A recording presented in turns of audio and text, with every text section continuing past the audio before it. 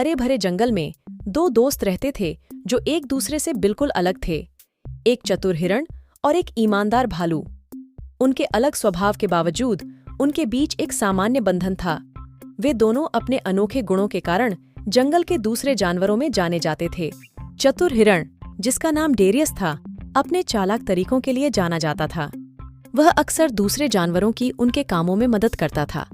अपने आकर्षण और बुद्धि का उपयोग करके उन्हें अपने फायदे के लिए इस्तेमाल करता था। डेरियस का मानना था कि धोखेबाज होना ही जंगल में जीवित रहने का एकमात्र उपाय है।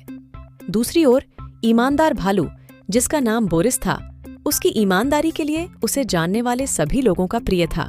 उसने कभी झूठ नहीं बोला या धोखा नहीं दिया, हमेशा वही करने का चुनाव किया जो सही और उचित था, भले ही इसके लिए उसे अपने हितों का त्याग करना पड़े। बोरिस का मानना था कि ईमानदार होना ही सच्ची दोस्ती की पहचान है। इतने अलग स्वभाव के बावजूद डेरियस और बोरिस दोस्त थे। वे अक्सर नदी के किनारे मिलते थे और अपनी अपनी बातें शेयर करते थे और जंगल में अपने रोमांच की कहानियां साझा करते थे।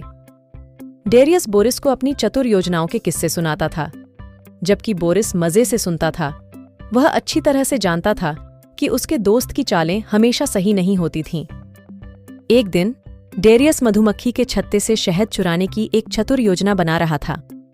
बोरिस ने धीरे से कहा, डेरियस, मेरे दोस्त, मुझे डर है कि आपके चालबाज तरीके अंत में केवल परेशानी का कारण बनेंगे। जंगल के जानवर अभी आपकी चतुराई की प्रशंसा कर सकते हैं, लेकिन वे आपकी चालों को समझ लेंगे और आप पर भरोसा खो देंगे। डेरियस हंसा। ओह बोरिस, तुम बहुत चिंता करते हो। कभी कभी थोड़ा धोखा देने में क्या बुराई है? इसके अलावा यहाँ सबसे योग्य का अस्तित्व है और मैं उन सभी में सबसे योग्य बनना चाहता हूँ। लेकिन बोरिस ने अपना सिर हिला दिया। जीवित रहना जरूरी है, हाँ, लेकिन ईमानदारी भी जरूरी है।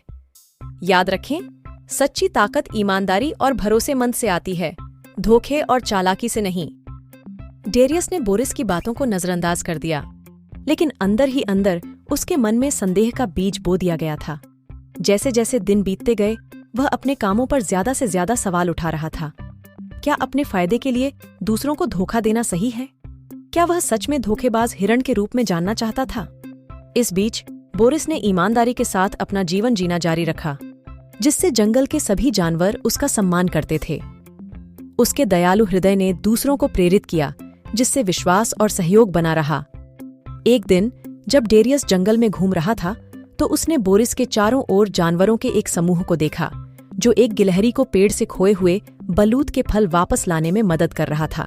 जब डेरियस ने बोरिस को निस्वार्थ भाव से मदद करते देखा, तो उसे शर्मिंदगी महसूस हुई।